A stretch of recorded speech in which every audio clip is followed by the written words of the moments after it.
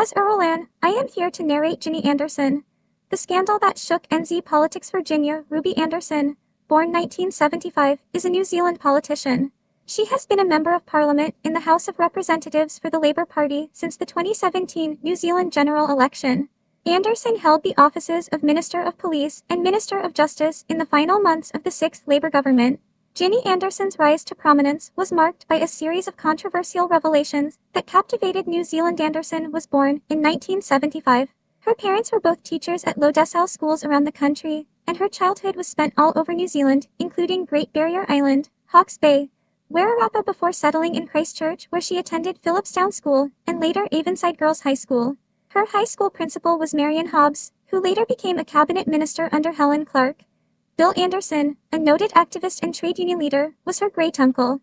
While living in the Christchurch suburb of Linwood, Andersen became aware of the negative social impacts of gangs and drugs which were present in the area.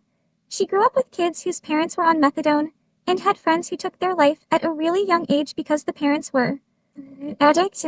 After leaving school, she studied political science and Maori at the University of Canterbury, becoming fluent in Te Reo Maori, before spending 3 years traveling overseas.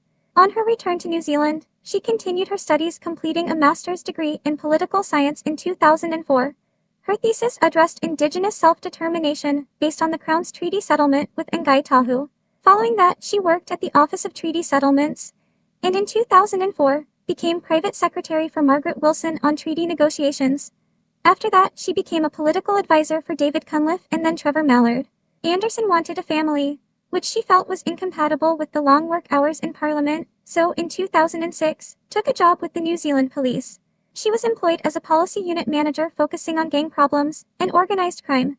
She became a strategic advisor on Maori, Pacific and ethnic services with a focus on reducing Maori reoffending. When John Key became Prime Minister, she was seconded to the Department of the Prime Minister and Cabinet to work on the Methamphetamine Action Plan. She also worked on the government's Vehicle Confiscation and Seizure Bill, which enabled vehicles owned by boy racers to be crushed. In a 2023 interview, Andersen stated that working under Key's National Party government as a public servant was her inspiration to run for election as a Labour candidate. Ginny Andersen's rise to prominence began with a series of controversial revelations that ignited a national debate. Andersen was a campaign volunteer for her former Beehive colleague Chris Hipkins, who was the Labour candidate in the electorate. Hipkins was successful, and Andersen was his campaign manager for the 2011 election. She was selected as a Labour candidate for the running in the electorate and placed 37 on the Labour Party list. She was not elected, but her loss to the long-standing incumbent, Peter Dunn of United Future, was by only 710 votes, the third lowest margin in the country. She was ranked at 37 on the Labour Party list. After the election, Andersen served as the Labour Party's vice president from 2015 to 2017, when she stood down to focus on her parliamentary candidacy for the 2017 general election. In October 2016, Andersen was selected as Labour's candidate for the electorate for the Overhutt City Councillor Campbell Barry and list candidate Sarah Packer. She replaced long-serving Member of Parliament Trevor Mallard as the Labour Party candidate who had, in July of that year, said he would serve as a list-only candidate for the election with the intention of becoming Speaker of the House. Ginny Andersen's career began with a controversial campaign and a surprising victory in the 2017 election. While Andersen lost the Hutt South election to National Party candidate Chris Bishop, she entered Parliament via the party list, ranked at 28 for Labour. In her first term, Andersen was a member of the Justice Committee and the Deputy Chair of the Governance and Administration Committee. Andersen was responsible for the Holidays Bereavement Leave for Miscarriage Amendment Bill, a private member's bill that proposed allowing people who have suffered a miscarriage with 3 days paid bereavement leave. The bill was selected for debate in 2018 and passed unanimously in 2021. The bill made New Zealand one of the first countries in the world to provide specific paid leave for miscarriage bereavements. In September 2020, controversy arose over the unusual arrangements for Andersen's office space rented by the Labour Party in Hutt South. Rent for MPS offices are paid by Parliamentary Services.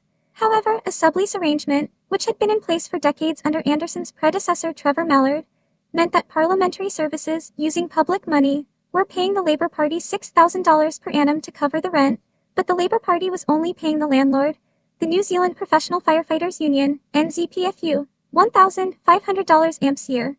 The $4,500 overpayment went to the Labour Party, which used it for campaigning and other expenses. Once the arrangement became public, Andersen cancelled it. At the 2020 New Zealand general election, Andersen was again Labour's candidate for Hutt South and defeated Nationals' Chris Bishop by 37-77 votes. In her second term, Andersen was appointed the chair of the Justice Committee. On 31 January 2023, in a cabinet reshuffle marking the appointment of Chris Hipkins as Prime Minister, Andersen was promoted into the cabinet. She was named Minister for the Digital Economy and Communications, Minister for Small Business, Minister for Seniors, Associate Minister of Immigration, and the Associate Minister for Treaty of Waitangi negotiations. Andersen picked up 2 additional appointments following scandals involving 2 other ministers. She became Minister of Police on 20 March 2023, following the dismissal of Stuart Nash, and Minister of Justice following Kiri Allen's resignation on 23 July 2023. As Minister, Andersen oversaw the progress of reforms related to digital identity, legal aid, and public safety. Her ministerial tenure came after incidents of ram-raiding burglaries increased 400% over 5 years. As Small Business and Police Minister, Andersen was involved in the rollout of fog cannons to protect small business owners and introduced new legislation that made ram-raiding an offense under the Crimes Act 1961. As Small Business Minister, she chaired a meeting of the OECD Committee on SMEs and Entrepreneurship in Paris in June 2023. Ginny Andersen's explosive affair ignited a firestorm of controversy within New Zealand politics, leading to her resignation and a series of complex legal battles. During the 2023 New Zealand general election on 14 October, Andersen lost her Hutt South seat to National Party candidate Chris Bishop by a margin of 1,332 votes, but was re-elected to Parliament as a list MP. Labour lost the election, and Andersen was assigned opposition spokesperson roles in the police, prevention of family and sexual violence, social investment, and associate social development portfolios. In early November 2023, Andersen was the subject of a Labour Party investigation after a complaint that she had bullied a female teenage Labour Party volunteer over a period of 3 years. Andersen yelled at the female volunteer and her brother at a Labour Party Lower Hutt election night event on 14 October. According to the complaint, Andersen was angry that the teenager had not knocked on enough doors during the 2023 election campaign. Andersen subsequently issued a statement apologizing for the hurt that her comments had caused and resolved to fully engage in the process to resolve the matter. On 13 November, Andersen apologized to the complainant and her daughter.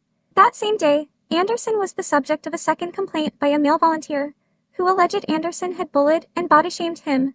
Andersen disputed the bullying allegations.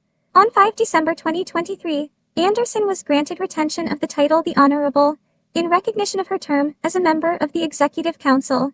On 21 February 2024, Andersen attracted media attention for remarks she made about National MP and Cabinet Minister Mark Mitchell during a Newstalk ZB interview hosted by Mike Hosking. When Mitchell talked about his work as a private security contractor in Iraq in 2004, Andersen questioned the nature of his work and asked if he had been paid to kill people. In response, Mitchell accused Andersen and the left of engaging in character assassination. Andersen then asked Mitchell if he kept a tally on the number of people he shot and alleged that Mitchell's former employer British security company Control Risks made $4 million a year. Mitchell described her remarks as outrageous and demanded an apology. Andersen initially refused to apologize on free speech grounds. Later, Labour Party leader Chris Hipkins expressed his disagreement with her comments. Andersen subsequently stated that her remarks went too far and also sent an apology text message to Mitchell. In early March 2025, Andersen became part of a new economic team following a cabinet reshuffle, gaining the Jobs and Incomes portfolio. She retained the Police and Treaty of Waitangi negotiations portfolios, but lost the Prevention of Family and Sexual Violence, Social Investment, and Associate Social Development portfolios.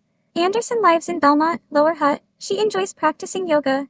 She is married to Jeff Gwynn, a former police inspector, whom she met while working for the police prior to becoming an MP. They have 2 children together, but also parent her husband's 2 older children from a previous relationship. Ginny Andersen's actions ignited a political firestorm in New Zealand, revealing a complex web of allegations and scrutiny.